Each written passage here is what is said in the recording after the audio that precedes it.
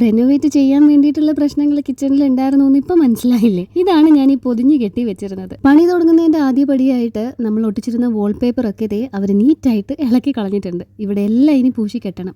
ഈ ഒരു ടോപ്പ് ഞാൻ അങ്ങനെ എടുത്ത് വീട്ടിൽ യൂസ് ചെയ്തതല്ല കേട്ടോ. നമുക്കിപ്പോൾ കബേർഡിന്റെ മെറ്റീരിയലും പിന്നെ ടൈൽസ് ഒക്കെ ഒന്ന് നോക്കാനായിട്ട് പോകണം. അവിടെ ടൈൽസ് മാത്രമേ ഇടാൻ പറ്റത്തുള്ളൂ. ഗ്രാനൈറ്റിന്റെ ഭാരം ആ ഒരു സ്ലാബ് താങ്ങത്തില്ല. 40-40 കൊല്ലം പഴക്കമുള്ള തറവാടാണേ. അങ്ങ് റിനോവേറ്റ് ചെയ്തു എന്നും പറഞ്ഞിട്ട് എനിക്ക് വേണമെങ്കിൽ മാറി നിൽക്കാം. പക്ഷേ ഓജസ്സും തേജസ്സും ഉള്ള നിങ്ങൾ കണ്ട് ഇഷ്ടപ്പെട്ട് കൂടിയ ആ ഒരു കിച്ചൺ അതങ്ങ് മൊത്തത്തിൽ മാറാണ്ട് അതിനുണ്ടായിരുന്ന ഭംഗി നിലനിർത്തിക്കൊണ്ട് തന്നെയുള്ള ഒരു മോഡിഫിക്കേഷനാണ് എൻ്റെ മനസ്സിൽ. അതുകൊണ്ട് തന്നെ മെറ്റീരിയൽ എല്ലാം ഞാൻ നേരിട്ട് കണ്ട് എടുക്കണം എന്നുള്ളത് എൻ്റെ നിർബന്ധമായിരുന്നു. ബ്രേക്ക്ഫാസ്റ്റ് ഉണ്ടാക്കി കഴിച്ചു കഴിഞ്ഞാൽ നമുക്ക് അതിനായിട്ട് ഇറങ്ങാം. മേലെ കിടന്നേച്ച് ഈ ഒരു പ്ലാസ്റ്റിക് ടേബിൾ എടുത്ത് താഴത്ത് വെച്ചിട്ടാണ് അതിന് മീതെ ഗ്യാസ് വെച്ചേക്കുന്നത്. ഒരുപാട് വെയിറ്റ് ഇതിന് മേളിൽ വെക്കുമ്പോൾ എനിക്ക് തന്നെ എന്തോ പോലെ. ഈ ടേബിൾ പ്ലാസ്റ്റിക് ആയതുകൊണ്ട് ചെറുതായിട്ട് കുലുങ്ങുന്നുണ്ട്. രാവിലെ എളുപ്പത്തിന് ഉണ്ടാക്കാൻ പറ്റുന്നത് ന്യൂഡിൽസ് ആണല്ലോ. ഇന്നലെ രാത്രി പെട്ടെന്നുള്ളൊരു അറിയിപ്പായിരുന്നു, നാളെ രാവിലെ ടൈലിന്റെ പണിക്കാർ വരും, ആ സ്പേസ് ക്ലിയർ ആക്കണം എന്നും പറഞ്ഞിട്ട്. പിന്നെ രാത്രി തന്നെ ഞാനും അലനും അമ്മയും കൂടെ കയ്യിൽ കിട്ടിയ സാധനങ്ങളൊക്കെ പെറുക്കി ഈ ഡൈനിങ് ടേബിളിന്റെ പുറത്തും താഴത്തും ഒക്കെ ആയിട്ട് നിരത്തി വെച്ചിട്ടുണ്ടായിരുന്നു. ന്യൂഡിൽസിന്റെ കൂടെ ആസ് യൂഷ്വൽ 2 എഗ്ഗും കൂടെ കുറച്ച് പ്രോട്ടീൻ ആയിട്ട് വെച്ചിട്ടുണ്ട്. വെജിറ്റബിൾസ് ഒന്നും ഞാൻ ഇപ്പൊ ഇനി തൽക്കാലം മേടിക്കുന്നില്ല.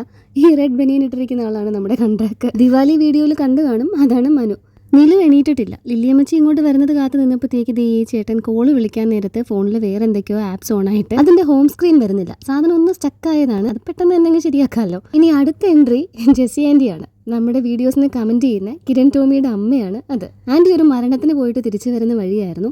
ജെസ്സി ആൻറ്റിക്കും ഞാൻ ലയോണയല്ല, കുഞ്ഞുവാവ തന്നെയാണ്. കുറച്ചു നേരം ഞങ്ങളിങ്ങനെ വർത്താനമൊക്കെ പറഞ്ഞു നിന്നു. ഇനി അടക്കത്തിന് ആൻറ്റിക്ക് എത്താനുള്ളത് കൊണ്ട് ആൻറ്റി അങ്ങ് പോയി.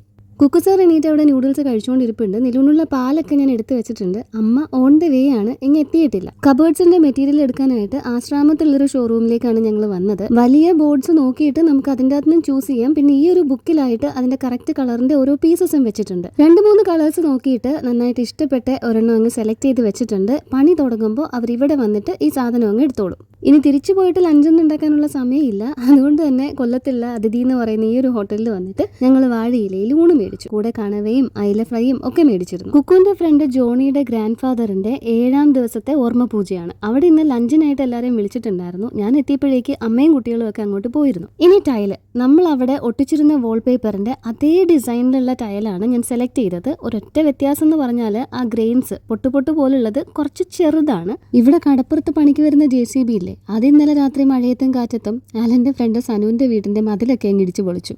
അവിടെയും പണി നടക്കുന്നുണ്ട്. അപ്പൊ ആലൻ ഇവിടെയും അവിടെയായിട്ട് ബിസിയാണ്. പതിവ് പോലെ രാവിലെ ഉറക്കത്തുനിന്ന് എണീറ്റ് വീട്ടിൽ നിന്ന് പോയ നിലു തിരിച്ചു വന്നപ്പോൾ മമ്മയുടെ കിച്ചണൊക്കെ അങ്കിൾമാര് തല്ലി പൊട്ടിക്കുന്നു.